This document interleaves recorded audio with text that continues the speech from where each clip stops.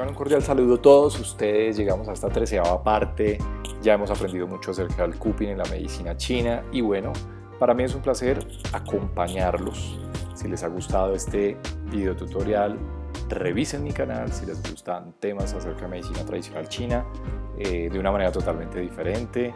Yo sé que muchos les gusta aprender de la manera como lo estamos dando, y la idea pues es, por encima de todo, que ustedes entiendan muy bien los mecanismos de la acupuntura, la moxa y el cupping, por supuesto, a través de estos videos. Tengo otros videos acerca de moxa, tengo otros videos acerca de acupuntura, mecanismos de acción, de la tradicional investigación moderna. Mi nombre obviamente es Camilo Andrés Pinzón y los invito a que me sigan en mis redes sociales. Bueno, bienvenidos a la 13ª parte. Ya hemos aprendido muchas cosas del cupping, hemos aprendido todo lo que estaba abierto dentro de la parte investigativa, explicado de una manera muy sencilla para que ustedes lo vayan entendiendo, que nos salgamos un poquito de esa teoría del chi, del shui, de los líquidos orgánicos, que a mí me parece clave, pero definitivamente uno tiene que avanzar en esto. Y la medicina china definitivamente es una medicina milenaria que ha mostrado sus beneficios, pero que a veces hay mucho incrédulo.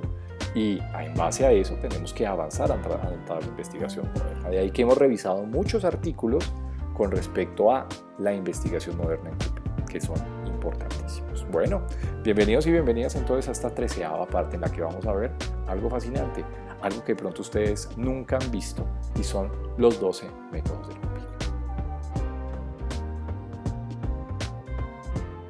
Bueno, muy bien, entonces, como les decía, hoy vamos a ver los 12 métodos del cupping. Miren que hay una frase acá arriba: entre más oscura es la marca de la ventosa, el éxtasis de chi es mucho mayor. Pues sí, pero no.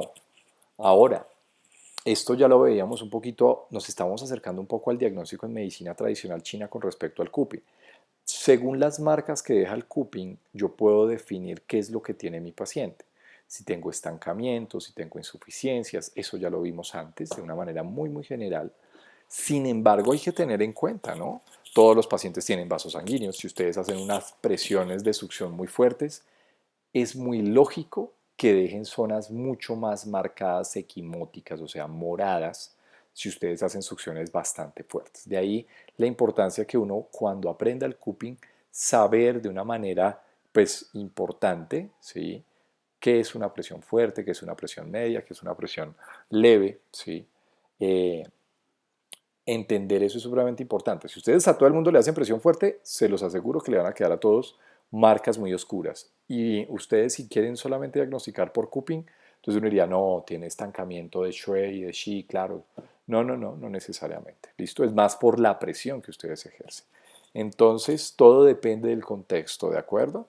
Bien, los 12 métodos del cupping, recuerden bien que nosotros veíamos y hablábamos que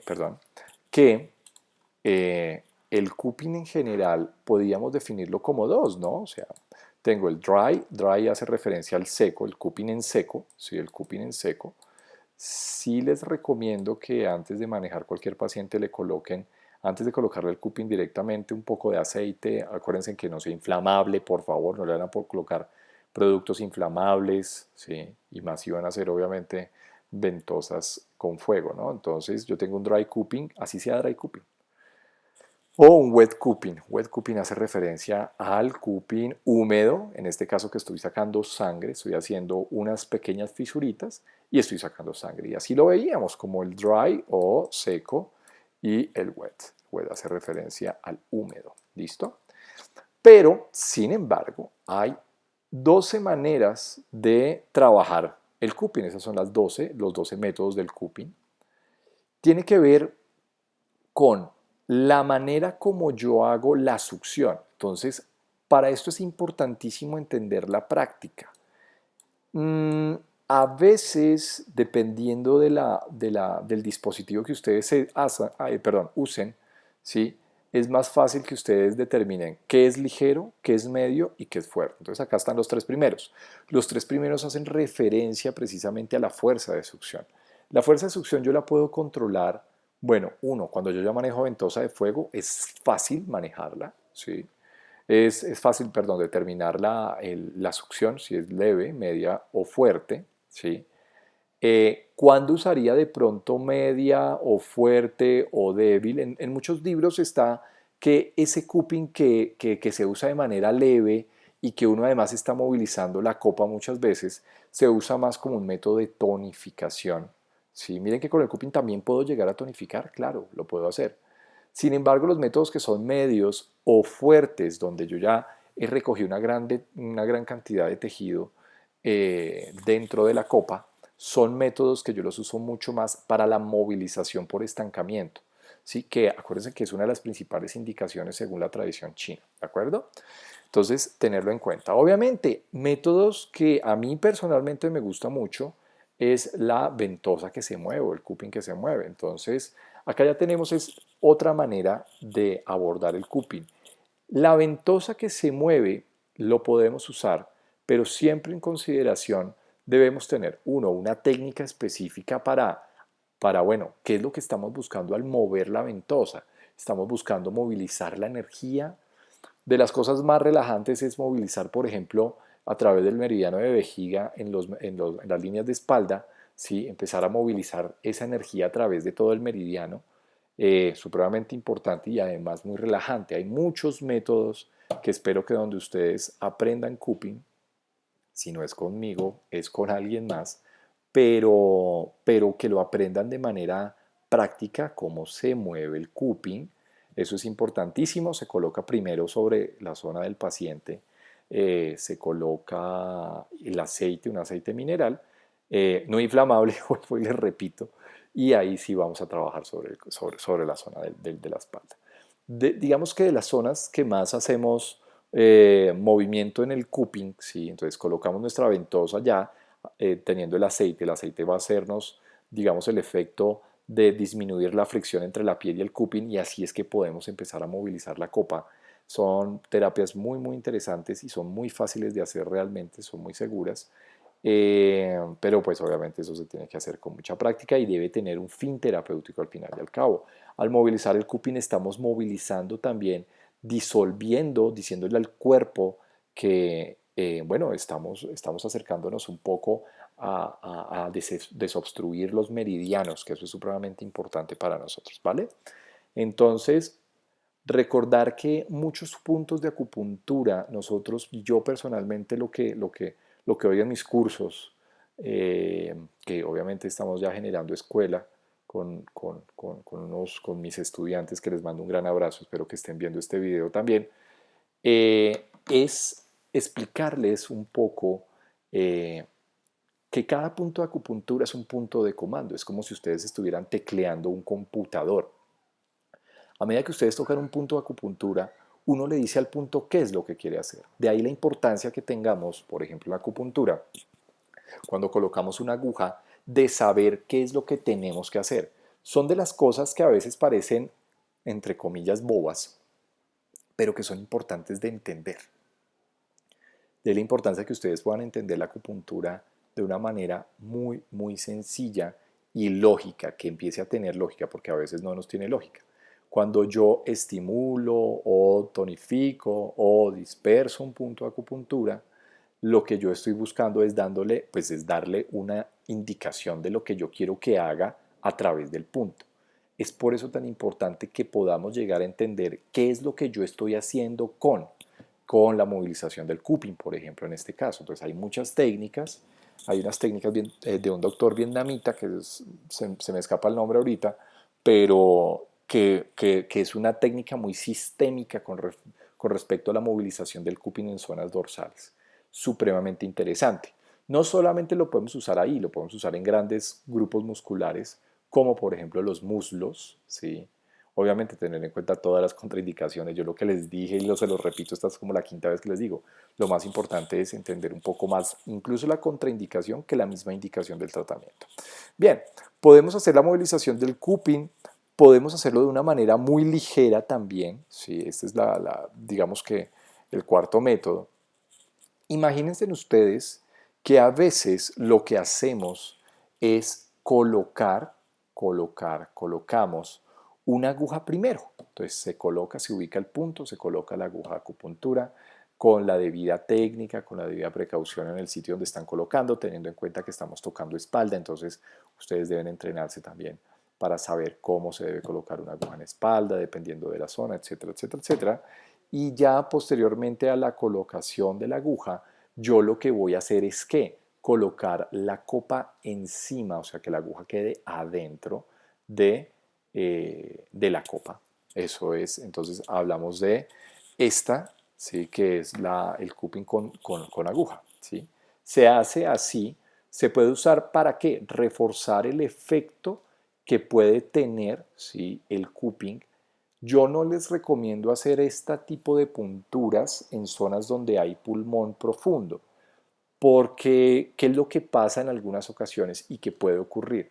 Cuando ustedes hacen la succión del tejido teniendo la aguja ahí, la aguja a veces se puede profundizar un poco más. Entonces hay que tener en consideración, claro, porque yo lo que estoy haciendo es coloco mi agujita de acupuntura y coloco la copa por encima. La copa lo que hace es succionar esta zona de la piel y el tejido celular subcutáneo y la aguja obviamente se va a profundizar un poco más. De ahí entonces que tengamos claridad dónde se deben colocar las agujas. Obviamente la recomendación es usar agujas más perpendiculares que oblicuas, por eso la puntura oblicua generalmente se deja para zonas tórax, pero hay que saber hacerla muy bien.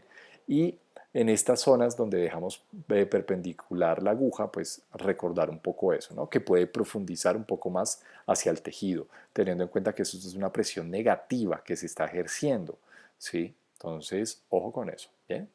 Podemos usar una técnica que es la aguja de fuego, sí, que de pronto ustedes ya la habrán conocido un poco, es sencillamente calentar. Yo coloco mi agujita, coloco fuego, digamos que la parte del mango, ¿sí? En aguja del fuego, yo lo que puedo hacer es, en este caso, pues prenderla, ¿sí? O sea, le transmito es calor en los casos en que yo necesite puntos con calor, eso es aguja de fuego, y incluso le podría poner en la cabecita una moxa, ¿sí? En la base, obviamente cuando esté la aguja ahí, coloco obviamente un papel por debajo para evitar que esta ceniza empiece a caer encima de la piel del paciente. Siempre que usemos moxa así, se debe usar de esa manera, ¿ok? Que es importantísima para transmitir obviamente calor. Eso es el cupping con moxa. Entonces, si yo prendo la aguja o si le pongo la moxa en la cabecita, le coloco obviamente el cupping por encima, ¿sí? Y ya estoy logrando obviamente un efecto. ¿Importante en qué casos? Importante en los casos, miren que tiene mucha lógica. Si yo tengo un frío en medicina china que me está estancando mucho la energía, yo sé que el cupping me moviliza, pero además que la moxa y la aguja caliente lo que hacen es, como es una energía muy yang, lo que trata es de dispersar precisamente ese frío que está ahí, obviamente bloqueándome por X o Y motivo. Entonces, de ahí la importancia, por ejemplo, usar este tipo de técnicas, ¿vale? Esta técnica que se llama el empty cupping, entonces hace referencia, o flash cupping, como su nombre lo indica. Entonces, son esas técnicas en las cuales yo genero el vacío, pero no la dejo mucho tiempo encima en la piel del paciente, ¿sí? Esta técnica es importante también para movilización, estancamiento, y generalmente se usa frecuentemente si yo quiero empezar a movilizar energía de manera continua y recurrente. Es, digamos, algo que hablamos en la primera sesión, una manera protocolaria de usar el cupping de manera rápida. Entonces ustedes lo que hacen es generan el vacío, colocan, succiona, pero no van a dejar ahí la copa, de una vez la retiran. Succiona, retiran, succiona, retira, y así están continuamente sobre la zona a tratar. La otra es el wet o full cupping o bleeding cupping, ¿sí? Que es la que ya hemos estado hablando. Yo hago, obviamente con un entrenamiento, puedo usar hojas de bisturí, ¿sí? Se usan algunas hojas de bisturí sobre zonas de la piel, se hacen unos pequeños cortes por encimita donde la zona vamos a tratar y se coloca el cupping ahí encima. ¿Para permitir qué? La succión obviamente de la sangre, ya vemos la importancia que tiene succionar la sangre. Generalmente cuando escogemos de pronto el dry versus el dry que es el seco, sin nada, y dejamos ahí nuestra copa, versus el wet hace referencia, pues, si yo hay mucho estancamiento, si ya tengo un síndrome definitivamente que yo sé que con el dry no lo puedo movilizar, yo con el wet lo que estoy haciendo es colocando la copa, ¿sí? Y de esa manera empezando a absorber una gran cantidad de sangre para eliminar el estancamiento. Lo que les dije, hay que tener un entrenamiento definitivamente para usarla, ¿ok? Bueno, miren que hay otras posibilidades totalmente y que son muy, muy interesantes también. Eh, Cupping con hierbas. Para el cupping con hierbas, lo recomendado es usar muchas veces esos recipientes que son, bueno, se usa primero, entonces uno consigue la hierba con el efecto terapéutico, la que sea, ¿de acuerdo?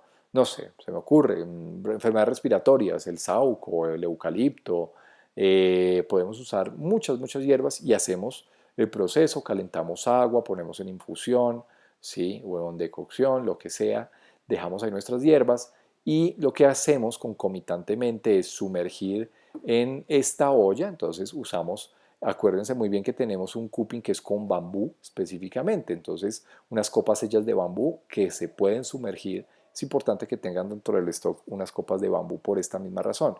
Y a partir de que yo las sumerjo en esta parte, ¿sí? En esta olla llena de hierbas, entonces ya en el momento en que dejo enfriar eso un poquito, si yo saco mi copa, ya que está obviamente impregnada de todas estas hierbas, y yo lo que voy a hacer es colocar directamente la copa sobre la zona a tratar, ¿de acuerdo? Tiene un efecto sinérgico porque acá tenemos obviamente un efecto de la planta adicional, que sería muy interesante entrar a considerar este tipo de cosas. ¿Listo? Entonces, no solamente es todo el efecto del cupping con respecto a esto, sino que acá estamos usando plantas medicinales asociados al cupping, ¿sí? Entonces, sacamos la copa no es que quede con el agua y que con esto lo vamos a colocar, no se coloca así, ¿sí? Sino que definitivamente usamos todas estas hierbas y que nos van a servir para esto, ¿de acuerdo? Entonces, caliento la olla, pongo las hierbas, pues las pongo en infusión, coloco mis copas de bambú y ya, dejo enfriar un poquito. Obviamente, ojo con una cosa, que no estén tan calientes para no quemar a nuestro paciente. Las copas de bambú se generan y se colocan, ¿sí? De la misma manera como se prende, por ejemplo, las copas de vidrio. Se hace con un efecto de vacío llevado por fuego. Entonces, es de esa manera que la podemos lograr. Tener en consideración este tipo de cupping, un cupping que no es muy común usarlo, pero miren que son cosas bien interesantes, ¿no? Miren, por ejemplo, esta es una gráfica muy importante y tiene que ver con eso, precisamente, con la manera como se prepara el cupping en un baño de hierbas. Se saca con unas pinzas, se deja enfriar un poco y se va a colocar encima de la piel del paciente.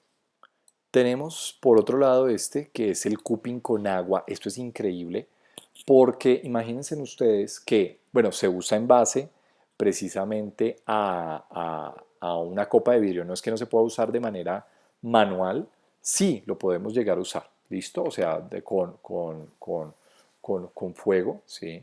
Se puede llegar a usar sin ningún tipo de problema. La copa, entonces lo que uno hace en este cupping con agua, entonces la copa se llena al tercio más o menos, al tercio se llena la copa con agua primero, ¿listo? Se coloca y se genera el vacío adentro, ¿sí? Bien sea, bueno, en este caso, obviamente acercarlo muy bien al paciente si lo vamos a hacer de manera manual, disculpen, más para no derramar el agua, ¿sí? Que es supremamente importante. Sin embargo, se coloca el vacío, se genera el vacío dentro de la copa y la copa ya se voltea, ¿sí? De una manera rápida, pero hay que tener mucho cuidado porque a veces de lo rápido pueden golpear al paciente. Se coloca de una manera muy ágil cuando se genera el vacío a través del fuego, se coloca y se deja ahí, ¿sí?